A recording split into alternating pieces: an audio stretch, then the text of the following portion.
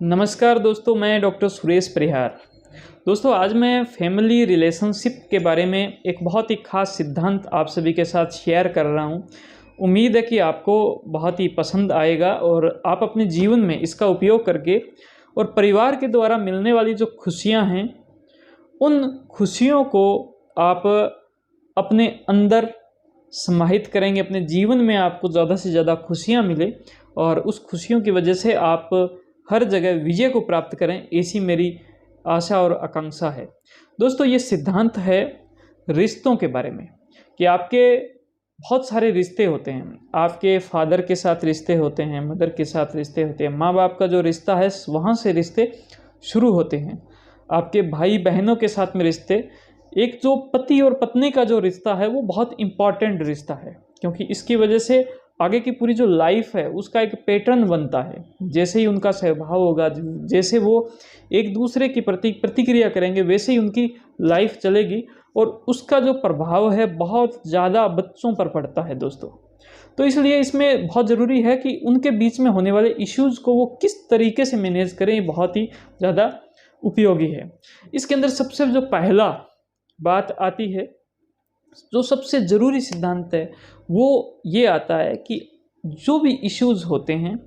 वो आपके personal issues होते हैं। पर्सनल इश्यूज़ का मतलब एक पर्सन से संबंधित इशू, सिर्फ मेरे से संबंधित इशू। और ये इशू जो है वो किसको हो रहा है, मान लो कि किसी एक स्पेशल इंसान को वो इशू हो रहा है और उसका मेरे से क्या संबंध है, तो उसका जो रिलेशनशिप है मेरे से, वो रिलेशनशिप अगर उस इशू से प्रभावित होता है तो इसका मतलब वो ऐसा पर्सनल इशू है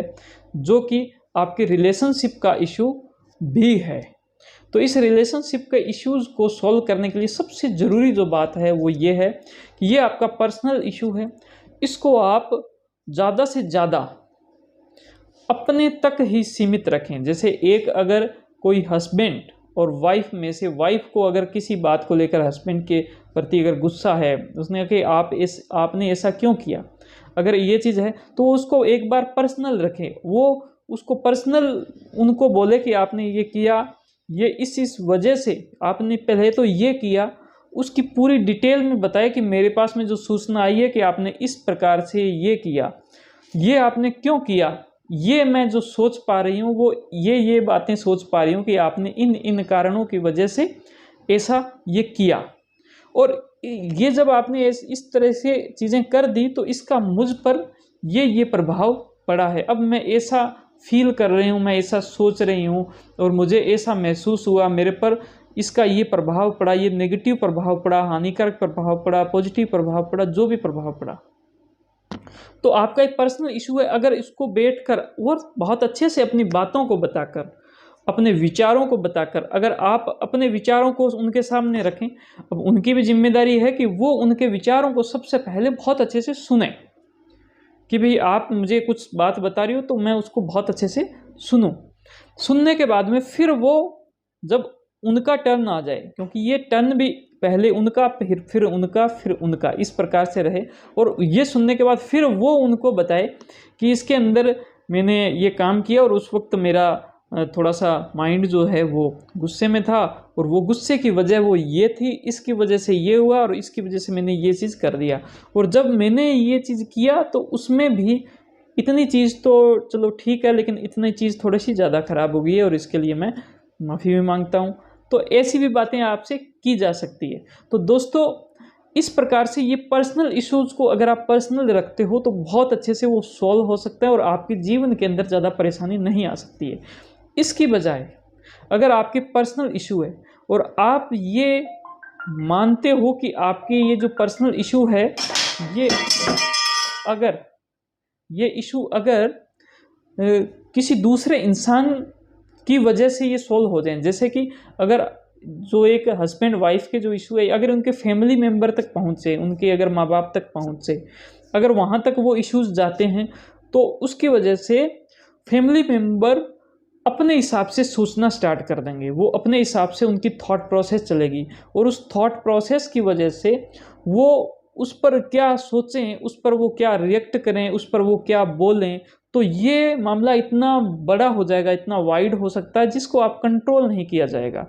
तो इसमें नुकसान ये हो सकता है कि बात तो कहीं से चली थी, लेकिन ये बात होते होते इसके साथ में 2-4 बातें और भी निकलेगी, इसके साथ में 2-4 चीज़ें और भी निकलेगी, और with in the few hours यानी कुछ ही घंटों के बाद में आपको पता चलेगा कि पहले तो सिर्फ एक ही इशू था, लेकिन कुछ ही घंटों के उस मानसिक जो एक प्रोसेस की वजह से, मेंटल प्रोसेस की वजह से, आपके दिमाग के काम करने की तरीके की वजह से वो एक इशू जो है, वो एक इशू तो बहुत पीछे रह गया, उसके ऊपर भी बहुत सारे 7, 8, 10, 15, 20 इशू और आ गए, और अब उनको इश्यूज़ को सॉल्व करने के लिए माइंड फिर से काम करने लग गया। तो इस प्रकार से ये पूरी जो प्रोसेस है, इसको आप देसी भाषा में कह सकते हो कि रायता फैलना। कि दोस्तों रायता जो है वो फैलाना बहुत आसान है, उसको समेटना बहुत मुश्किल है। तो मैं ये चाहता हूँ कि आप सभी की ज़िंदगी के अंदर पारिवारिक जो आपके रिलेशन वो बहुत अच्छे रहें, और उसके लिए ये है कि कभी भी ऐसा काम ना करें जिससे रायता फैले। आपका जो रायता वो हमेशा सिमटा हुआ ही रहे। उम्मीद करता हूँ कि आप इस वीडियो से बहुत कुछ सीखे हैं। आपके अगर इश्यूज़ बहुत कम रहेंगे तो आपका माइंड बहुत ही शांत रहेगा, वो माइंड बहुत ही ज़्यादा प्रोग्रेसिव रहेगा, वो माइंड बहुत ही ज़्यादा वो माइंड अच्छा काम करने वाला रहेगा। आप कुछ काम करोगे, एनर्जी दोगे तो रिजल्ट आपको मिलना ही मिलना है। दोस्तों इसी उम्मीद के साथ, इसी आशाओं के साथ कि आप सब खुश रहेंगे और इस वीडियो का पूरा उपयोग करेंगे, इसको आप ज़्यादा से ज़्यादा शेयर करेंगे, आपकी बातों को मुझ तक आप कमेंट बॉक्स तक पहुंचाएंगे, और हमारे चैनल को ज़रूर सब्सक्राइब करेंगे। आप सभी का बहुत बहुत धन्यवाद। Thank you. जय हिंद, जय भारत।